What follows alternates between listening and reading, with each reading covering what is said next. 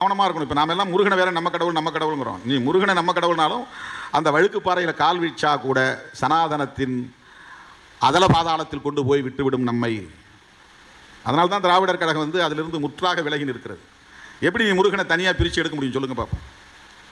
கடவுளான முருகனை எப்படி இந்த சனாதன சக்திகளின் கோரப்பிடியில் இருந்து தனித்து பிரித்து விடுவிக்க முடியும்? விநாயகன் முருகனுக்கு அண்ணன் என்றால் நிச்சயமாக அவனும் தமிழ் கடவுளாகத்தான் இருக்க வேண்டும். இதுவரையில் ஏன் விநாயகனை நாம் கடவுள் தமிழ் கடவுள் என்று சொல்லவில்லை? என்னவோ இது கட்டுக்கதை இருக்கிறது. 2 பேர் அண்ணன் தம்பி மாம்பழத்துக்கு சண்டை போட்டுக்கிட்டாங்க. அதுதான் அந்த கதையை சொன்னார். 2 பேர் அண்ணன் தம்பி, ஒரு அப்பனுக்கு அம்மாவுக்கு தான் அவங்க பிறந்திருக்கிறாங்க. அவருக்கு 2 மனைவியா 3 மனைவியா இருந்தாலும் கூட 2 பிள்ளைகள் பிறந்திருக்கிறார்கள். 2 பேரும் ஒருவன் தமிழ் கடவுள், இன்னொருவன் இந்தி கடவுளா? ஏன் இதுவரையில் விநாயகனை தமிழ் கடவுள் என்று நாமும் சொல்லவில்லை, அவர்களும் சொல்லவில்லை? எல்லாம் ஓட்டுக்காக. குலதெய்வ வழிபாடு கூட அப்படிதான் கொண்டு போய் விடுகிறது. இப்ப எல்லாம் குலதெய்வ வழிபாட்டையே வந்து பெருந்தெய்வ வழிபாடாக மாத்திக்கிட்டு இருக்கிறாங்க.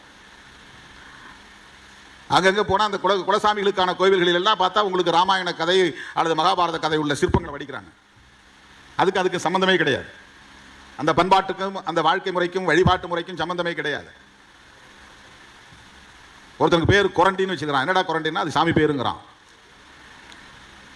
மதுரையில் நிறைய பேர் அப்படிதான் பாவாடைன்னு பேர் வைக்கிறாங்கன்னா, பாவாடைன்னா நான் கொடுக்குற உடையின் பெயர் இல்லை, அது குல தெய்வத்தின் பெயர். அதனால பாவாடைன்னு பேர் வைக்கிறாங்க, சாமி பெயர்னு. அந்த குலதெய்வத்திற்கும் இவர்கள் சொல்லுகிற புராண கதைகளில் வருகிற பெருந்தெய்வ வழிபாட்டு முறைக்கும் தொடர்பு உண்டா என்றால் தொடர்பு கிடையாது. தொடர்பு படுத்துகிறார்கள்.